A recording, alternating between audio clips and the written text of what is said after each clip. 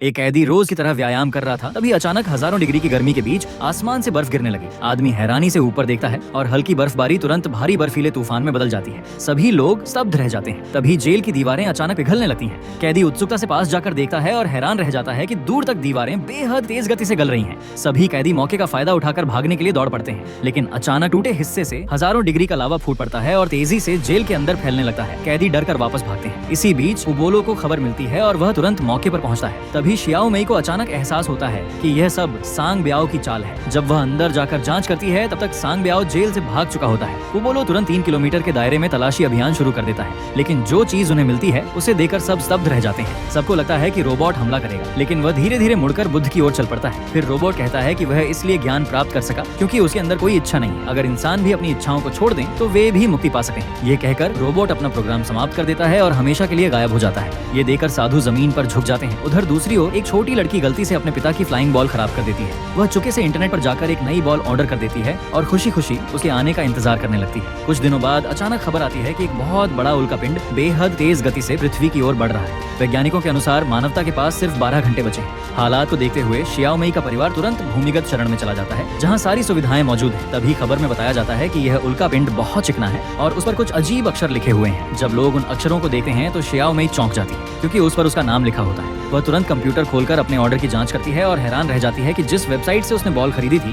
वह असल में एलियन की वेबसाइट है। अब उसे यकीन हो जाता है कि पृथ्वी की ओर आ रहा उल्कापिंड शायद वही बॉल है जिसे उसने ऑर्डर किया था, लेकिन परिवार वाले उसकी बात पर विश्वास नहीं करते और उसे यह सब बकवास लगता है। गुस्से में शियाओ मई बाहर चली जाती है। समय धीरे धीरे बीता है और अब उल्कापिंड के टकराने में सिर्फ 20 मिनट बचे हैं। इस बीच एक महिला एंकर लाइव टीवी पर टूट जाती है और अपने सह एंकर के साथ अपने रिश्ते का सच बता देती है। माहौल पूरी तरह अराजक हो जाता है। टीवी देख रहे लोग पहले तो हंसते हैं, फिर उन्हें शियाओ मई की बात याद आती है और वे सोचते हैं कि क्यों ना उसकी बात मानकर कोशिश की जाए। वे कंप्यूटर खोलकर उस वेबसाइट को देखते हैं और उसमें कुछ गड़बड़ी पाते हैं। उन्हें लगता है कि अगर पार्सल भेजा जा सकता है तो उसे वापस भी किया जा सकता है। हालांकि वे वेबसाइट को समझ नहीं पाते, फिर भी कुछ बटन दबाते हैं और हैरानी की बात है कि वह विशाल उल्कापिंड सच में रुक जाता है। सब खुश हो जाते हैं, लेकिन तभी स्क्रीन पर अचानक एक गोल चिन्ह और एक लंबी आकृति दिखाई देती है।